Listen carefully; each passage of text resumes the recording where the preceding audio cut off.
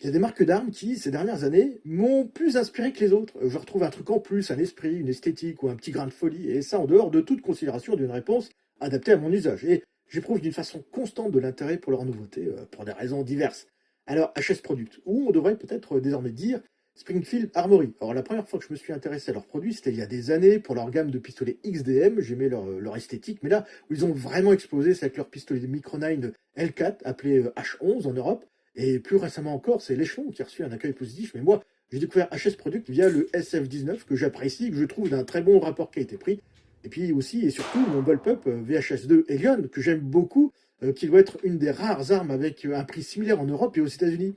C'est remarquable parce que pour une fois, on n'a pas l'impression de se faire surtaxer. Smith Wesson, il y a dans cette marque, il me semble, une certaine continuité dans la qualité, dans leur gamme de revolvers et de pistolets. Alors, dernièrement, ils ont viré le Hilario, là, comme ils l'appellent aux États-Unis, de leur revolver. Les MP9 sont peut-être aussi les strikers les plus fiables. On dit de Smith Wesson aussi, qui est une copie Caltech en meilleure qualité avec leur nouveauté, là, et c'est tant mieux.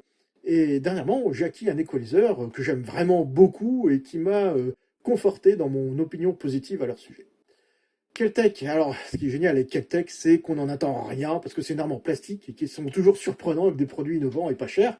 On les a connus surtout pour la carabine Sub 2000 ou le RFB, mais moi, pour le P32 du stand, qui est une arme de poche que je joue maintenant régulièrement pour le plaisir. Et ça fait des années que j'hésite à m'acheter un PMR30 en couple avec le CMR30. Et au dernier SHOT Show, je ne sais pas si vous l'avez vu, on a découvert leur nouveau pistolet, le PR57, qui se recharge par lame chargeur. Je trouve ça incroyable. Et si je finis toujours par choisir une autre alternative, eh bien je me demande jusqu'à quand, parce qu'il va bien falloir que je franchisse le pas un jour. Beretta, alors c'est vraiment la marque qui continue de me faire rêver moi et espérer de nouveaux modèles. Alors je dis ne pas être sensible au côté mythique des armes, mais là pour le coup je dois avouer un petit côté irrationnel. Bon, j'attends une version 2.0 du PX4 qui le mériterait vraiment, une bonne texture sur un poignet et puis une optique. Alors j'ai vraiment aimé ma version spéciale d'outil, mais moi l'APX qui lui m'avait déçu, mais très vite est apparue une nouvelle version qui corrige les défauts que j'ai trouvés. Et puis la gamme de pistolets Beretta, un truc en plus, les 92, les 80, là dernièrement j'ai complètement craqué à l'idée d'un 80X Cheetah en 7,65 Browning. J'ai vraiment jamais été enthousiaste à l'idée d'une arme depuis que j'ai vraiment appris à tirer. Voilà, ce sont les quatre marques qui font naître régulièrement un intérêt chez moi. Et vous, avez-vous aussi des marques qui provoquent chez vous aussi régulièrement un intérêt?